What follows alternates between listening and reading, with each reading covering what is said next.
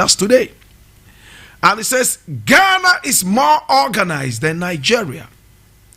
Nollywood actor Hanks Anuku is responsible for these statements.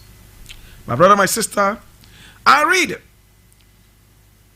Nollywood actor Hanks Anuku has opened up on why he abandoned his home country Nigeria and moved to Ghana. Anuku is known for his back in the days villain roles in Nigerian movies. Speaking with BBC Igbo, he said he stayed in Ghana because it's easy to work there and the country is more organized. What made me leave Nigeria was that sometimes one gets bored. I have lived in England, the US, in Italy. A lot has happened with me since the 1990s. I found Ghana more organized. I don't have time to condemn anyone, but the electricity in the country is stable there. And I liked it. It was also easy to work there and progress. That's the truth, he said. Anuku also admitted that although he made mistakes before his departure, he was never involved in any shady business. I've traveled far and wide. I'm content with what I have. I don't do robberies apart from the ones I act in the movies. My brother, my sister, that's it.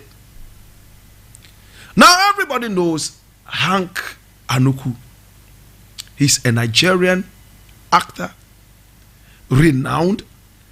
I can say comfortably that he has attained legendary status. Hanks Anuku has featured in so many different Nigerian movies.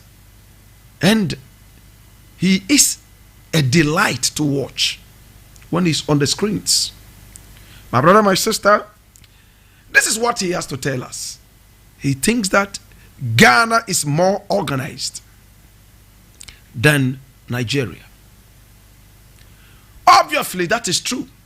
Ghana is a smaller country as compared to Nigeria. All other things remaining equal, Ghana should be easier to handle than Nigeria. The population of Ghana is just above 30 million. The population of Nigeria is well getting to 300 million. Ghana is only 10% the population of Nigeria. My brother, my sister, if you look at Nigeria, you look at how big it is, and look at the number of people engaged in so many different activities, both legal and illegal, one thing comes into mind. It will take a really good leader to be able to deal with the situation in Nigeria. Remember, Nigeria is also the most populous country in the whole of Africa. My brother, it is not an excuse to say that your country is large. And for that matter, you are incapable of handling it properly. America is large as well. South Africa is large as well. But I think that these countries have been able to handle their economies quite satisfactorily. Now let me deal with Hank Anuku's issue. I just came down from Nigeria. I was in Nigeria a couple of weeks ago and I was so disappointed. Roads that are full of potholes, threat of Boko Haram attacks.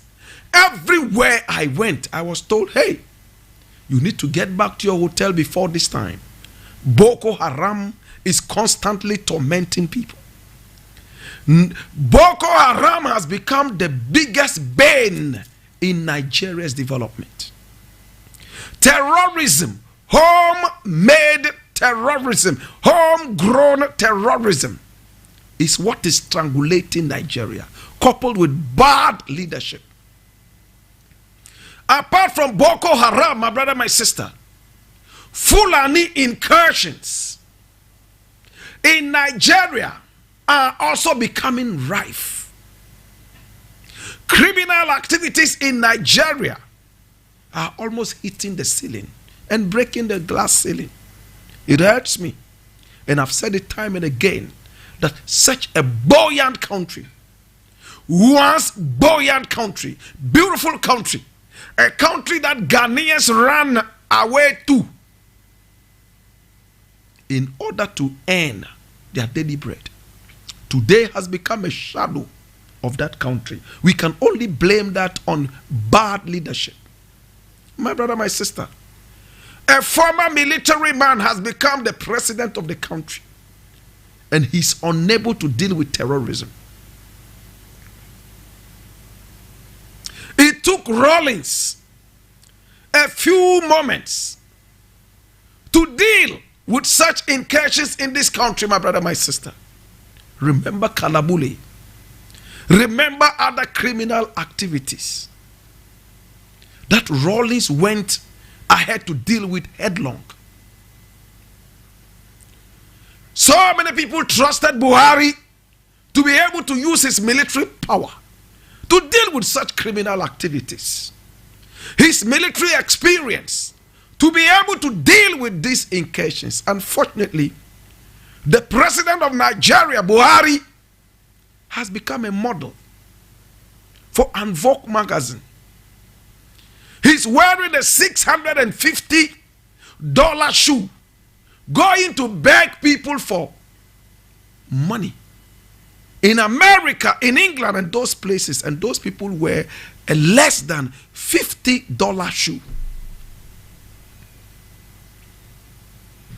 The only thing I like about Buhari is that he's always dressed African. I have never seen Buhari in a suit.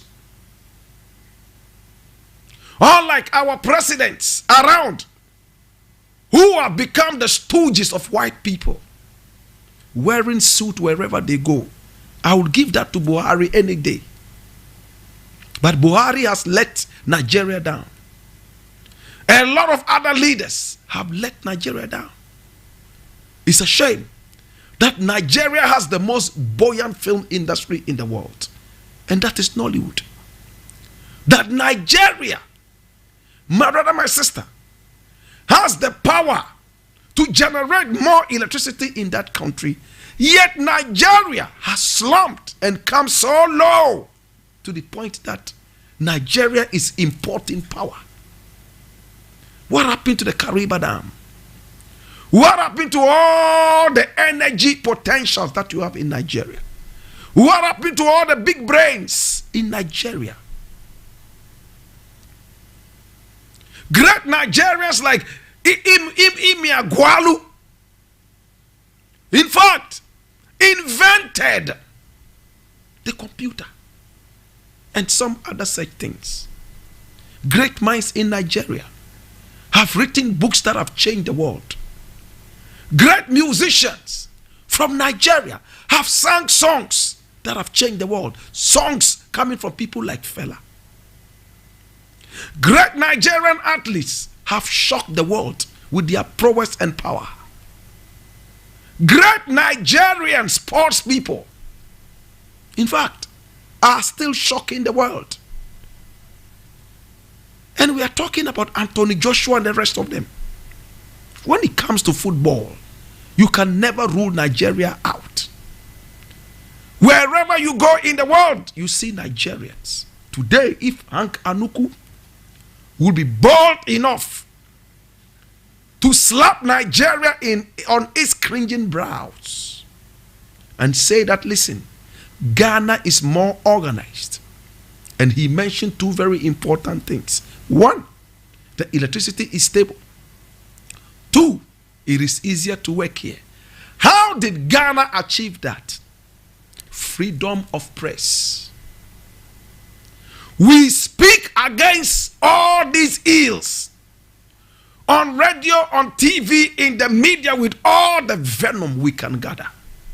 Try that in Nigeria and you will go to Kirikiri. Try that in Nigeria, you will be lucky if you end up at Kirikiri prisons. In fact, you will become a ghost. Try that in Nigeria, you'll be slaughtered like an Idul Adha cow. What kind of a country is this that does not respect press freedom? How many times have you heard Nigerian journalists abducted and killed? It's a shame that we have to talk about Nigeria in this light. country that used to be so buoyant that a lot of other Africans wanted to call themselves Nigerians. Today, all of a sudden, all Nigerians are running to Ghana. And the actors in Nigeria are all saying, hey, in order to make a meaningful living, go to Ghana. The two countries have had a very symbiotic coexistence. Do you understand? If today, Hank Anuku comes here to say that, hey, he has abandoned his home blood Nigeria for Ghana. Well, as a Pan-Africanist, I am happy to hear that he is not lingering somewhere in the West, but he's still in Africa. But in the same light, I want to use it as a whipping stick to whip Nigeria back into line. Nigeria, don't disgrace yourself. Nigeria, be wise. If you have old, useless presidents in power, kick them out. We have one here in Ghana that we are trying to kick out, and we'll kick him out soon. The oversized suit wearing Nana Akufo-Addo. We are getting him out because he is not a good president. My brother, my sister, it took us time to be able to sit on radio and talk the way we talk and whip our leaders into line. We have not reached there yet, but we shall reach there. We don't know how, but we surely know that we will reach there. Hank Anuku, let me also be quick enough to add this. A lot of Ghanaians are going to be happy to hear this. A lot of Nigerians are going to be angry to hear this. Some Ghanaians would even use it for politics. Even in Nigeria, some will use it as a political weapon against Buhari's government. But let me share a proverb with you. I don't mean to hurt you. I love you. I've spoken with you before. There is a Senegalese proverb that I want to share with you. Le soju dans l'eau ne transforme pas un tronc d'arbre en crocodile. No matter how long a piece of wood stays in water, it never becomes a crocodile. My brother, my sister, your home is always your home. You can never adopt anywhere as your home and leave your home. This is a proverb. For me as an African, I can live anywhere in Africa and call it my home. But at the same time, where I am born, wherever it is, let's do everything possible to change it. Even if it means putting our life on the chopping board to be chopped off like a piece of chichinga. My brother, my sister, that notwithstanding, Nigeria is still my country. I love Nigeria. Potholes all over the place. Generators back, night and day, and you wonder what is wrong with us. Hey, you arrive at the Nigerian airport. Immigration people are asking you for money. Hey, the anti-drug people are asking you for money. My brother, if you are asking me for bribe, then it means you are ready to sell out your country. They forget that the airport serves as a gateway to the country. The people you meet at the airport give you first impressions, and first impressions are lasting about the country. Is this too deep? I am saying any airport, especially the international airports, they serve as an entrance to the country. The first touch, the first experience of the country you're coming into. If the people treat you with respect, then you can rest assured that a bigger piece of respect is in that country waiting for you. But if they treat you like a piece of trash, then you know that it's a trashy country that is ready to trash you out and add you to the trash heap. My brother, my sister, let's get crazier. When I arrived in Nigeria, almost everybody was asking me for money at the airport. Everybody, men and women. And they're like, Nigeria, respect yourselves. You are at the airport. You want to just put a piece of paper on a table and write something. My brother, somebody comes to tell you, oh, you can put it here. My brother, if you fall for it, the moment you finish writing, they are asking you for money. Nobody does anything for free. In Nigeria, my brother, my sister, even in the bathroom, where you go to urinate at the airport, there's somebody standing at the gate waiting to take money from you before you urinate.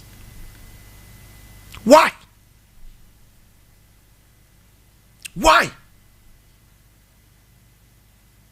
And when you go into the bathrooms, it's like the devil himself lives there. So stinking. Stinking. Why do you let people look down on us as a people? Yet some of the richest people we have are Nigerians. They are Nigerians. The wealth of the country goes to a few fools.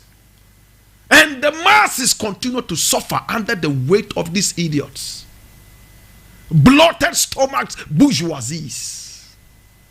They are those who are strangulating the country. And Buhari is too old to think. All he knows to do is sass, shoot and kill people as if he's still in the military, misbehaving. Hank Anuku, you have stirred up the waters. In fact, you have touched the lion by the tail. Expect more repercussions to come out. I was going to say another thing, but for your own sake, I will keep it. To say something like this, and for who you are, you have touched the lion's tail. Be ready. Thanks for speaking the truth. And thanks to the Ghanaian people, we are beginning to get recognized. Now, from now, any other person who becomes president of this country or a leader must know that the bar is a little high. The people are crying that the bar should rise higher. I walk around town, and to God be the glory. I see that some of the potholes are being filled up. I see some of the bad roads, small roads in the areas are being fixed. I want to say kudos to the government in power, Nana Akufo-Addo and the rest of them, who are fixing the roads around, like East Legon around here. I realize that some roads have been fixed, small access roads. You see, giving the whole country a different kind of facelift. I give it to the president and his people. In that same vein, let me be quick to add, the too much borrowing that you go around borrowing, is this the little that you want to do to confuse the people that you are working? It's just a question I'm asking. Give credit to who credit is due. I'll leave it here. I'm going to get back to this issue soon. But for Hank Anuku, you are welcome to Ghana. Love all the Nigerians, all the Kenyans, everybody in this country. I don't see you as Nigerians. I don't see you as Kenyans. I don't see you as I see you as Africans. I see you as brethren. But, Jesus have mercy. Let me not be that prophet of doom. I curse and I hold and I bound that spirit. Hear me now. I fear that anytime soon, Ghanaians who are known all over to be so hospitable might behave like the foolish South Africans who are killing West Africans and other people in their country. Xenophobic attacks. We see far before those things happen. Let me break it down. You see how hospitable Ghanaians are? So hospitable. We are ready. But our hospitality is nothing but fanful respect.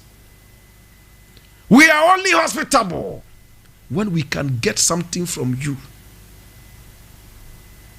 We are not hospitable when we realize that you are going to be a burden to us. So what is Blakk Rasta saying?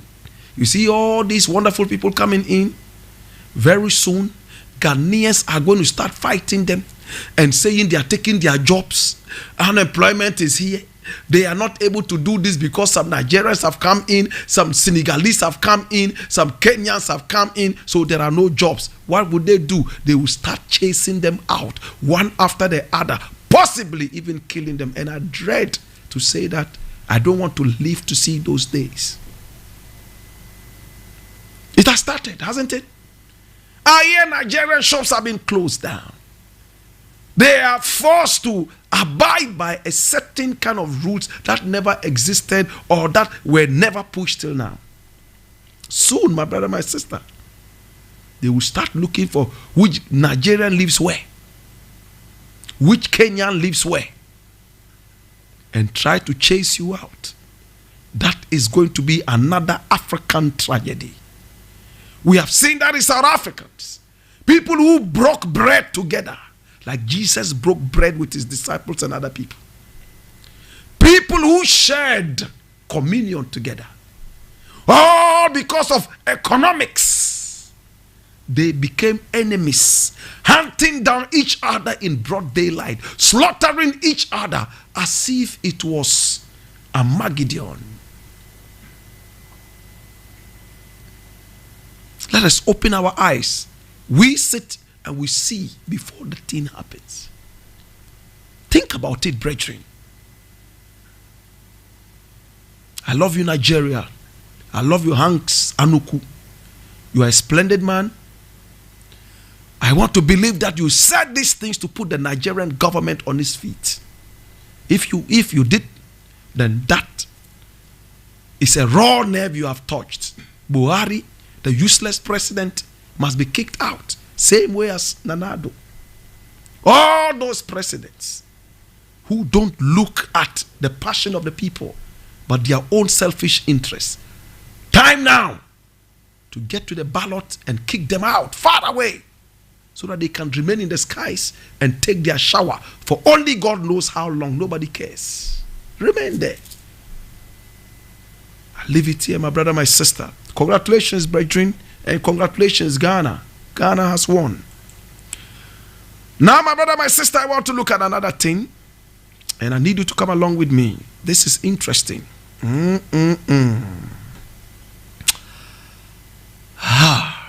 Akufo-Addo has spoken, and he's made a lot of sense. I love this thing that he has said. I'm reading this from City Newsroom, and this was published only yesterday, the 3rd of October, 2021. It says, it's time to outlaw third-term mandate in West Africa. Hear this. It's time to outlaw third-term mandate in West Africa. Nana Akufo-Addo. And I read, President Nana Addo Dankwa Akufo-Addo has said he will push for reforms through ECOWAS for third-term bids to be outlawed. The ECOWAS chair said recent coups within the South region are a result of attempts by incumbent presidents to extend their mandates. Speaking on Kumasi-based Ash FM as part of his tour of the Ashanti region, Nana Akufo-Addo said such acts are an affront to democracy. In his own words, he said, it's high time we outlawed third-term presidential mandates in all ECOWAS countries. I feel strongly that it is something we should do to prevent incidents like what we are witnessing in Guinea now. It will go a long way to ensure the smooth transition of power. I leave it here. It is only a hypocrite, hear this, who says he's a vegetarian because he loves animals, because he loves his own health, and you see him wearing a leather shoe. It is only a hypocrite vegetarian who refuses to eat meat, yet the soup that is made with meat, he loves to drink it. It is only a hypocritical vegetarian who will refuse to eat meat, yet he wears a belt that is made from animal hide. That's how Nana Addo is behaving. You were the first to run to the Ivory Coast to celebrate a third termer. Do you all remember? Alassane Ouattara, hypocritical buffoon in that country, who claimed he was bringing the Ivorian people nothing but democracy, such a stooge. When he twisted the hands of the people and he got a third term, Nana Addo was the first person who ran to the Ivory Coast in his private jet to salute him and to be part of the celebration of a lawless third term.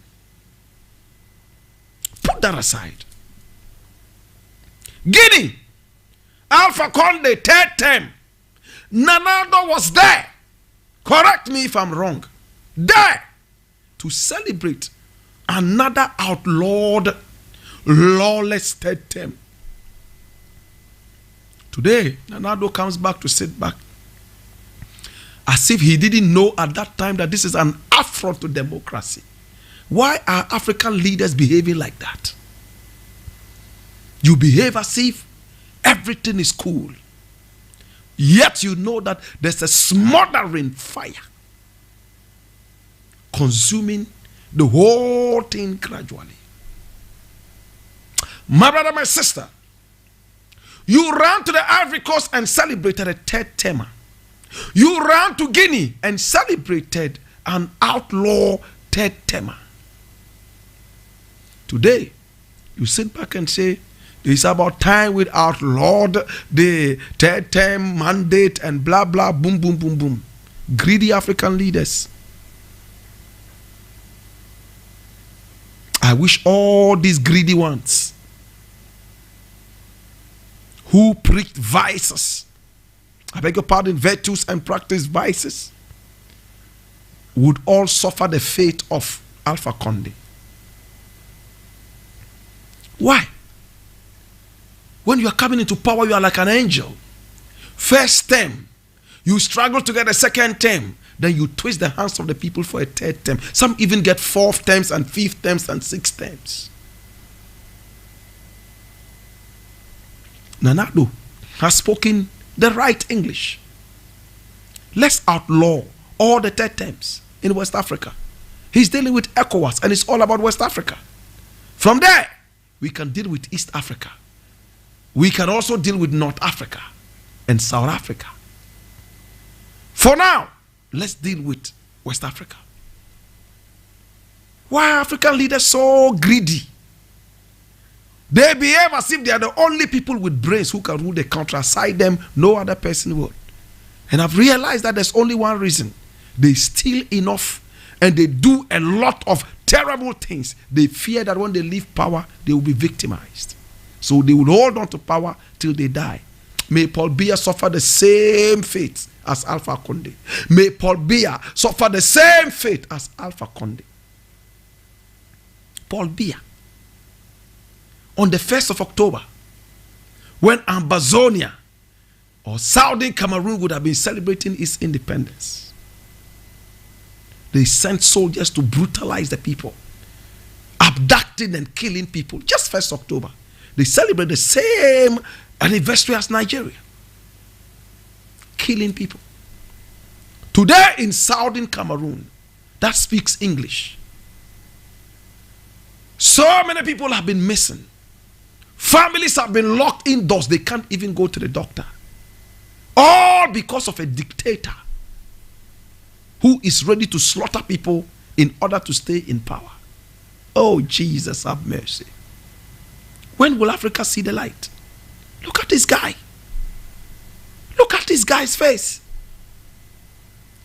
And he has paid a few soldiers to kill people in order to keep him in there. Paul Biya. Why can't African leaders stick to the plan? Why can't African leaders deal with law? They like to be so lawless. Look at his face, Paul Biya. Look at this guy. 90 years and above, sitting in a wheelchair, cannot even walk. He is the president of a once vibrant African country. And he's made the Anglophone people in that country feel less of themselves, slaughtering them night and day. What is happening? What is Amnesty International saying? What is the whole world saying? When people are killed night and day. Oh, why?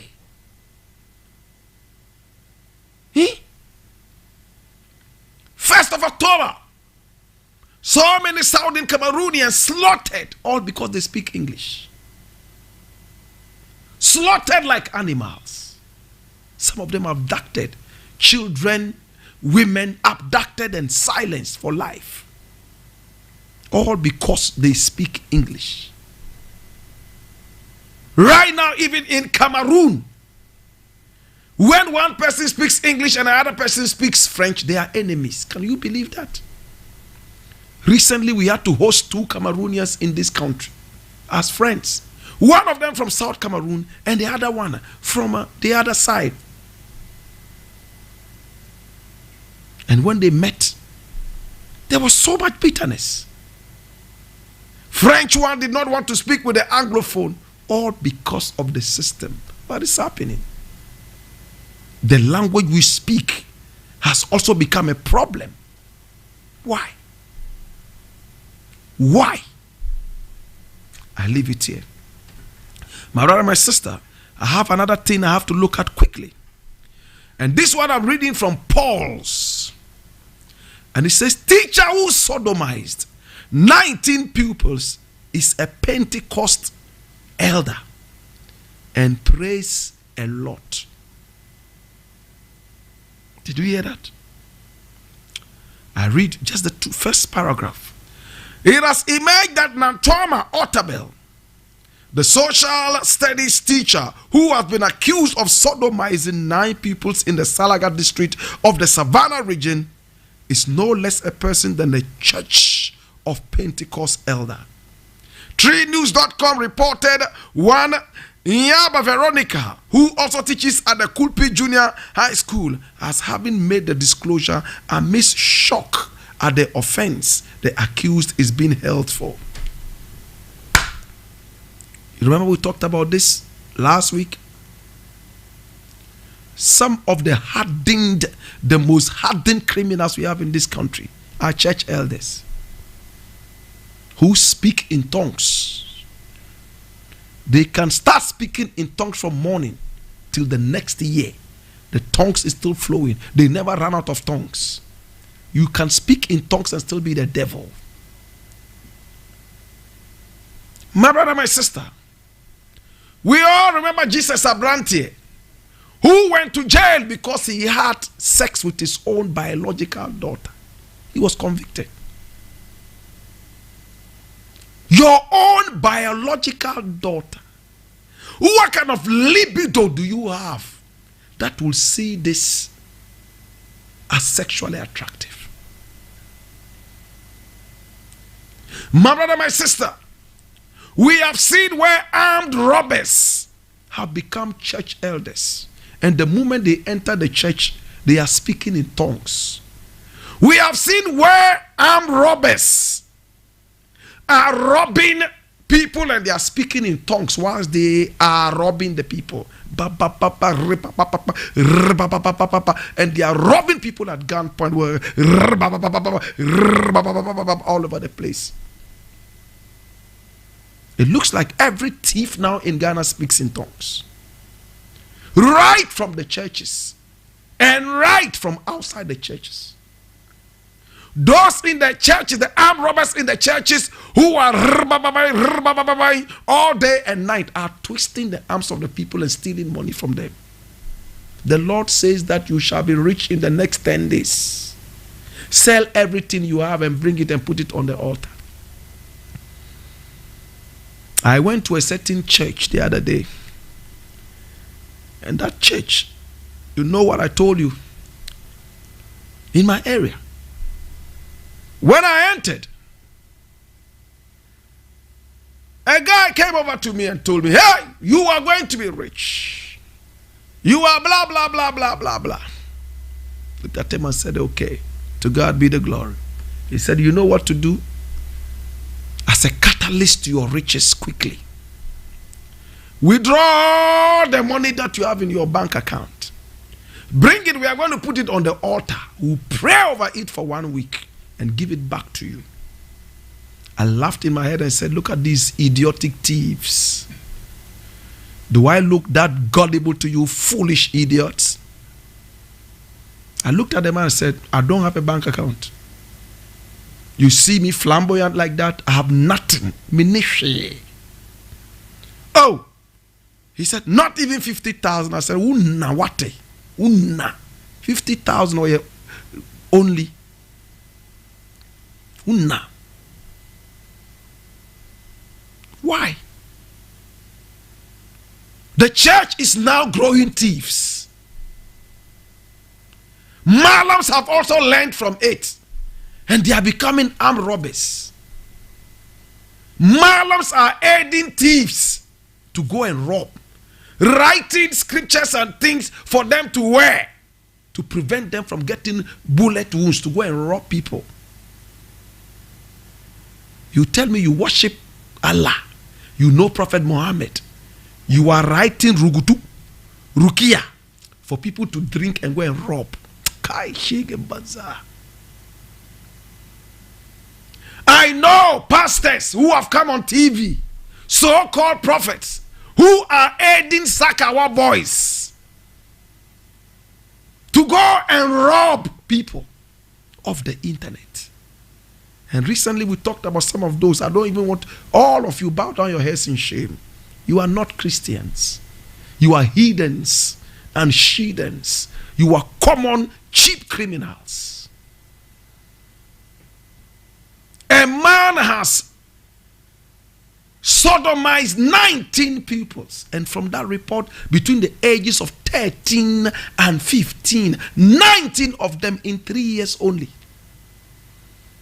And he is a church elder who prays more than the senior pastor.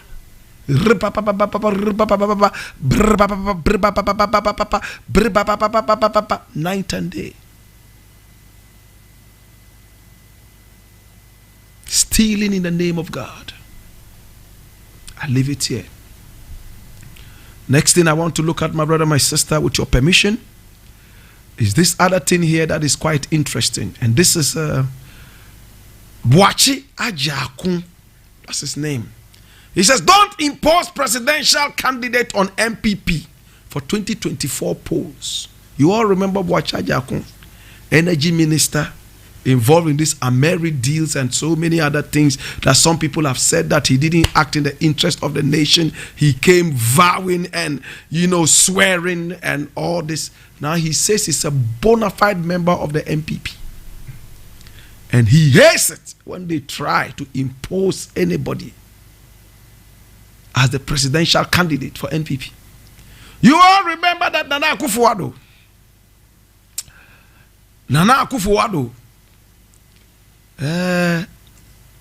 said something. In fact, when he went to visit the Otunfo, what did Otunfo tell him?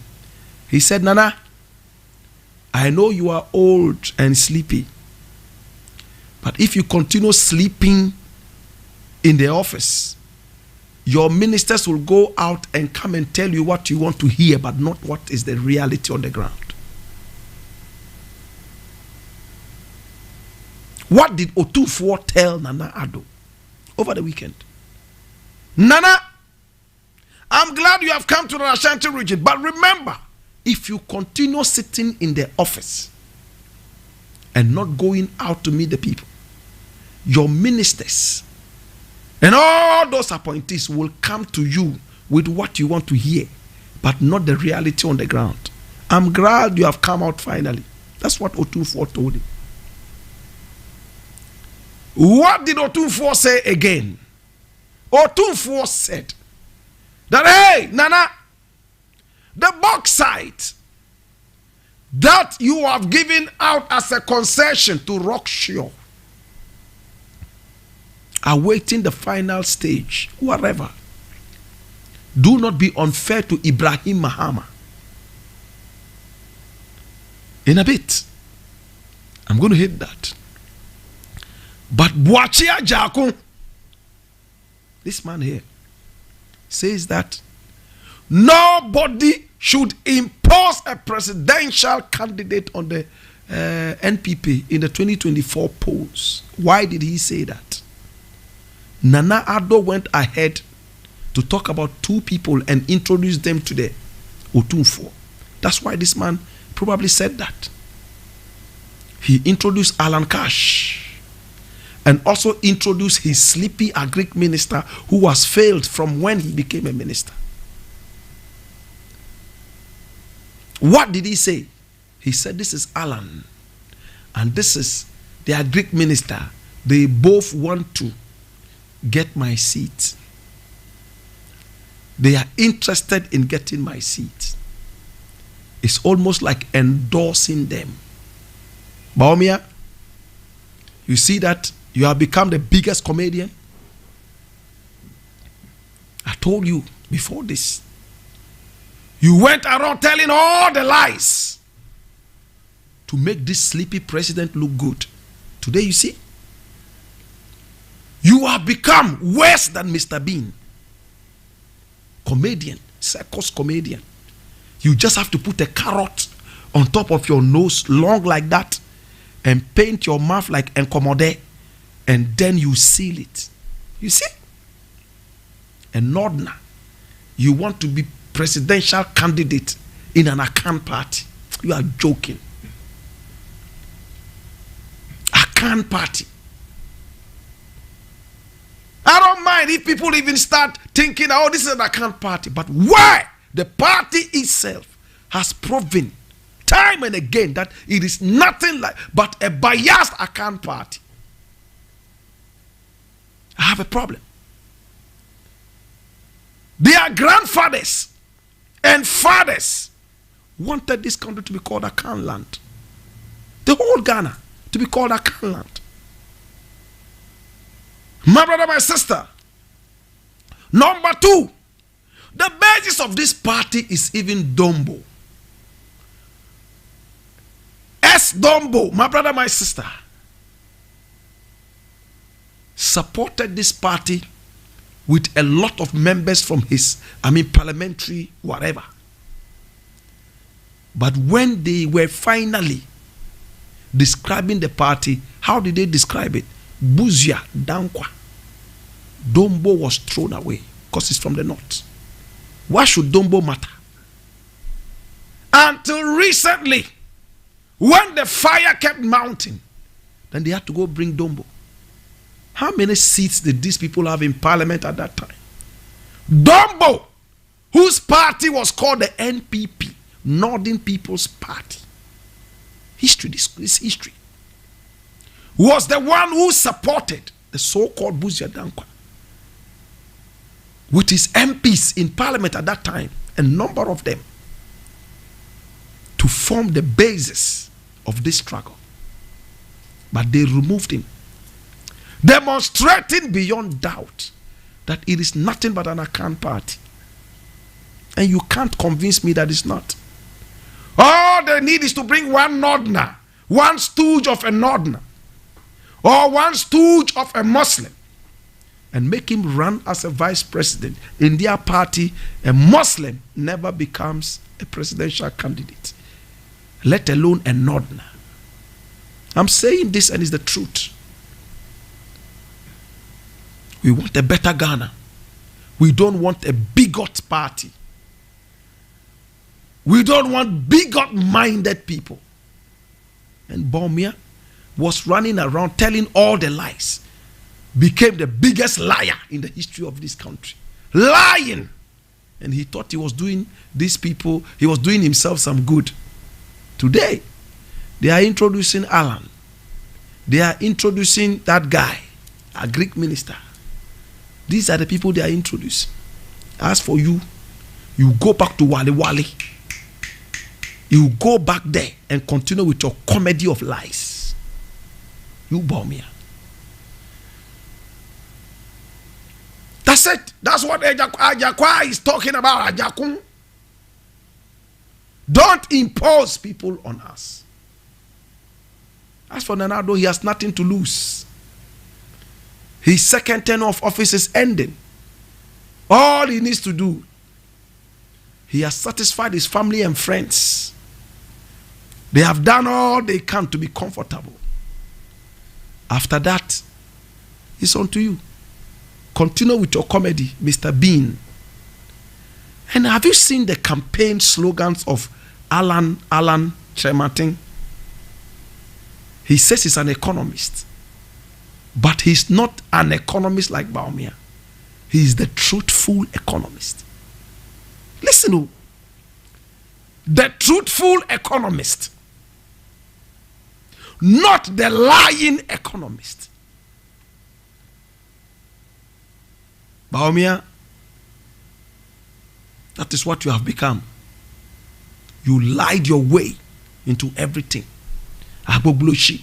You are going to build bathrooms and toilets.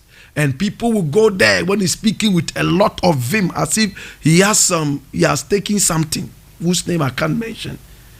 Like the thing that people say I take. Vim. Hey, we are going to, yes, you are going to build it, and now up till now. Sword happy president. He can go around cutting sword all over the place. He will cut 1 million swords, and only one project will be built halfway. One. To God be the glory, my brother, my sister. Now let me deal with the bauxite thing briefly. Ibrahim Mahama. They said Mahama gave the whole concession to him. As to what the truth is, the court said he should have gone to the parliament, and he didn't. That was the only reason.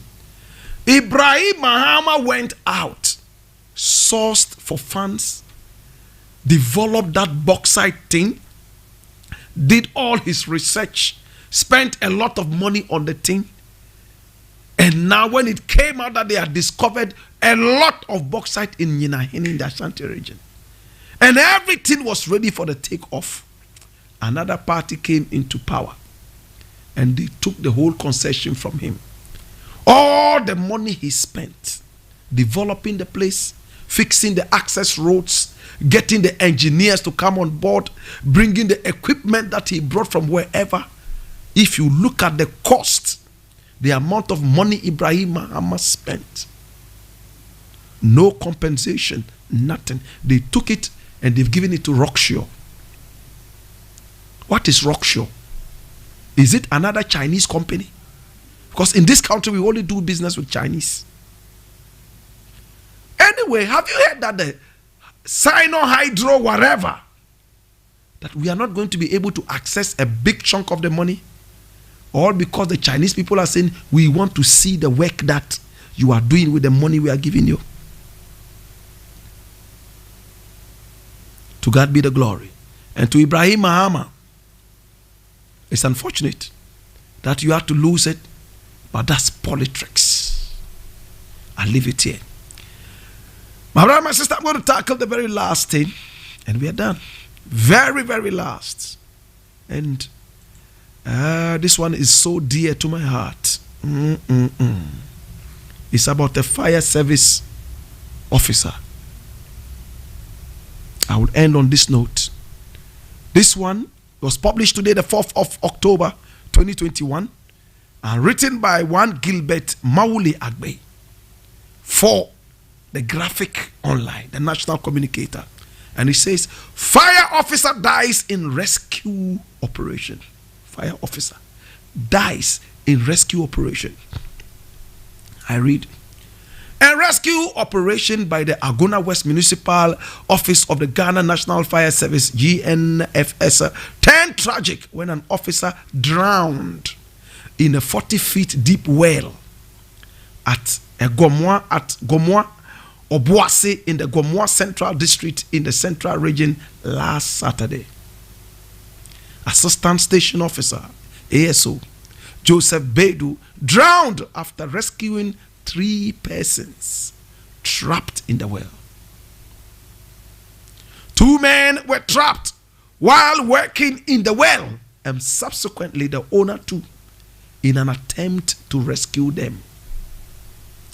ASO Bedu was said to be eating at the time the distress call came from the community, but he abandoned his food to lead a team of officers to the site of the well. The fire officer descended into the well around 8:30 a.m. and managed to rescue the owner of the well and 2 workers, Nana Kwame and Nana Yao, but fell into the well from a height and died as the rope around his waist loosened when he was being pulled out of the pit after his rescue effort. It took reinforcement from the Winneba office of the GNFS before his lifeless body was retrieved from the well after about 2 hours. The deceased body has since been deposited at the Swedro Government Hospital morgue for autopsy, while the 3 persons who were rescued are receiving treatment at the same facility after gaining consciousness. Another well-meaning soul has gone down the drain. My brother, my sister, he was eating in the morning. In the morning, probably around 7:30, a call came. Some people have been trapped in a well. He abandoned his food, picked his officers. They went to the site of the well. With all the protection around him, the rope and everything, he descended into the well, removed all the people, the owner of the well and 2 other people, brought them up. Whilst they were pulling him out of the well, the rope around his waist loosened and rap, he fell. Maybe whilst falling, his body was hitting the sides of the well. Before he landed, he was gone. What hurts me is this. These are the people who work hard for this country, yet they are never recognized. You will be shocked that the government, the fire service on behalf of the government, will go to the funeral of this guy in the Volta region and give them 20,000 Ghana cedis. His 4 children or 5 children with a wife or 2 would start fighting over 20,000, throwing juju at each other, destroying themselves. There's nothing like a retirement package. There is nothing like bonuses. The Ghanaian worker has to go through these vicissitudes of life. It hurts me, my brother. It hurts me deep. My mother worked for close to 40 years of her life and over. And when she retired, how much money did they give to her? 60,000 Ghana cedis. All her 5 children, I being the first, we got 12,000 cedis each 3 years ago from Senate for working for 40 years. Teachers work. When they retire and they are old, their retirement benefit is oxygen. It evaporates. Policeman works very hard. Fire service officer. That's why on this show you hear fire officer, big up yourself. And so on and so forth. My brother, may your body rest in peace. As they keep saying, the reward of the teacher is in heaven. I believe that the reward of the Ghanaian teacher is also in heaven. The reward of the Ghanaian worker is also in heaven. Please, work out retirement benefits. Make them attractive. So attractive, workers can depend on that till the end of their lives. That way, the bribery, the get rich quick for my retirement will end. I've run out of time. My name Blakk Rasta. I love you. I appreciate you. And I shed tears for this, my brother. I shed tears for this, my brother. I shed tears for this, my brother. Oh, he's gone. He's gone. May his body, mind and soul rest in perfect peace as we remember him today.